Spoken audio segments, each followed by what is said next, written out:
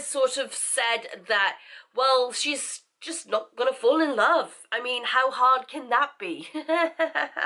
When you say you're not gonna do something, that's when things happen to you. I start this book and I'm like, who the hell is Ronan?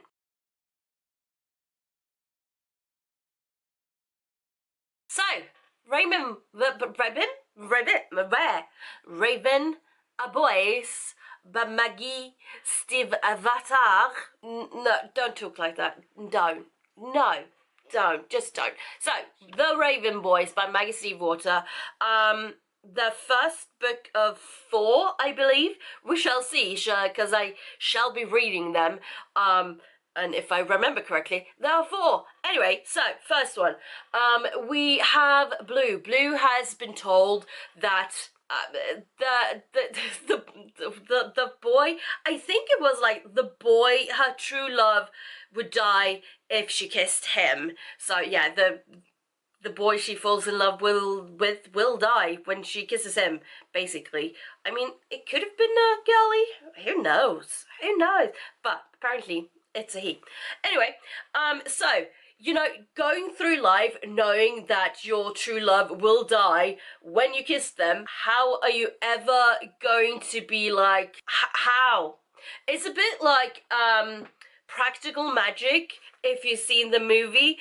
I guess the book too, but I love I didn't really like the book, I'm not gonna lie, but I love the movie with Sandra Bullock and Nicole Kidman. Basically, there's this curse where when an Owen woman falls in love, their partner will die, and it happens. It's sort of like that.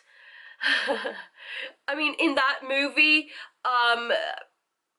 what's her name? Sally is the oldest one. Oh. Anyway, Sandra Bullock, she does like a I am never going to fall in love kind of a thing spell. Yeah, that's basically it. Anyway, go watch the movie. It's a great movie. Yes. Anyway, The Raven Boys. Not that movie. It's sort of that thing though. So Blue has sort of said that, well, she's just not gonna fall in love. I mean, how hard can that be? When you say you're not gonna do something, that's when things happen to you. I feel like that's just the way things roll. Anyway, so there's this group called the Raven Boys, hence the title. They go to this, I guess it was like a posh school. Is it for boys school? I don't remember. I'm gonna say it was a all boys posh school. Just for the sake of argument, I don't know. And she kind of gets pulled in and dragged into this, I want to say crowd, but this group. I think there's 4 boys. How many were they? 4? Let's say 4. I love how I'm just like, let's say this and let's say that. It may or may not be true. Who knows? I mean, semi-true. Anyway, like I said, she gets, like, pulled in, not by force, but, well, kind of by force, by like, unnatural forces, like, the universe is pulling you together, pushing you together, rather. I don't know. I mean, I kind of liked this book, but I also didn't love this book. I think I like the premise of it. There was a lot of things happening. I love the writing. Well, not love, do I? Well, hello. Let's go with that. I really enjoyed the way she describes things. Let's say that instead. That makes more sense. It makes, everything is very, like, visual, visually pleasing. No, but she describes it in a way that it's just very, you get a very visual picture of things. Yeah, that kind of makes sense. Anyway, so I really enjoyed that. However, I do question if this needs to be this kind of a long book, for what this book, the story in this book gives. Now, I haven't read the other ones yet, so we'll see what, like, happens there. But, I mean, I'm liking the story and where it's going so far. I feel like there were a bit maybe like filler plot holes, filler things happening in this book particularly. I feel like there were maybe some filler bits in this book that maybe could have, shush. That wasn't necessarily a bad thing. We'll see where the story goes. So I shall see you when I've read book number 2. So, goodbye. Okay, so, book number 2, The Dream Thieves. So, first off, I start this book and I'm like, who the hell is Ronan? Who the hell is Ronan? So, for like the most part of the book, I was like, so this isn't actually like a series, this is more like a companion novel kind of a deal.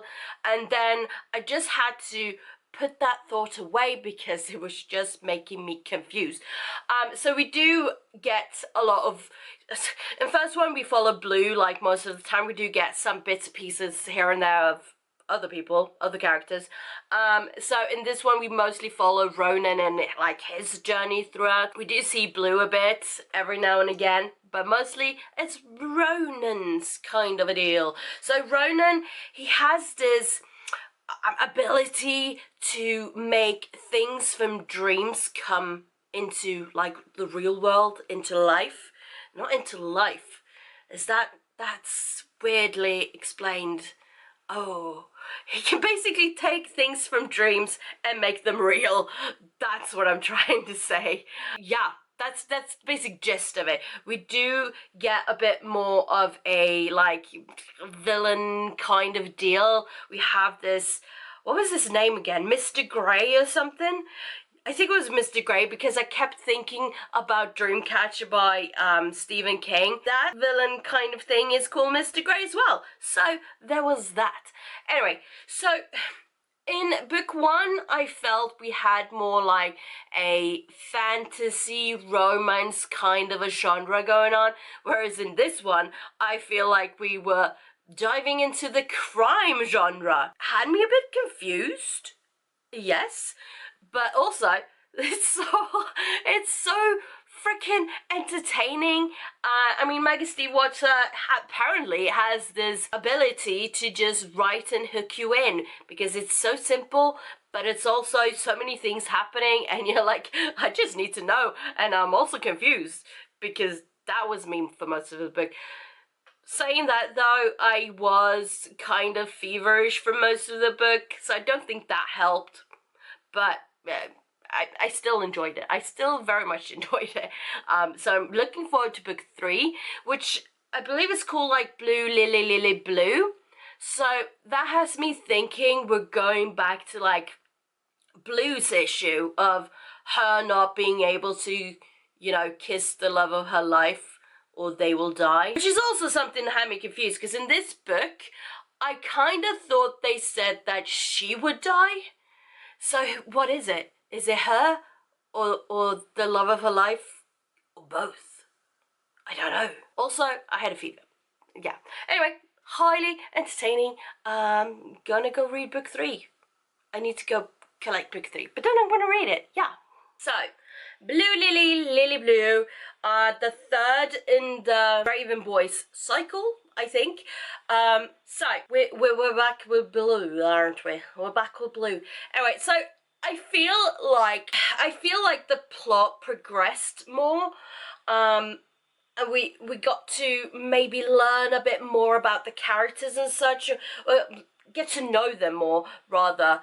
But at the same time, I feel like there's some lacking bits. Like the whole magic system hasn't really been explained properly, I guess.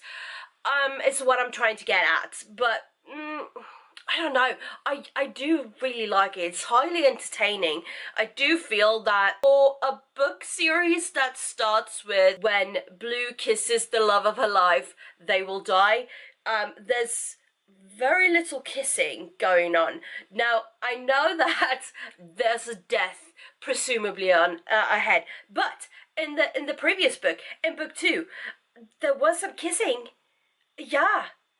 I mean, technically, I guess the guy was dead, or is dead, But still, I feel like I should explain that as well, that the guy being dead. So we learn in book one that one of the characters, one of the Raven boys, as it were, they're not actually alive, but they're there.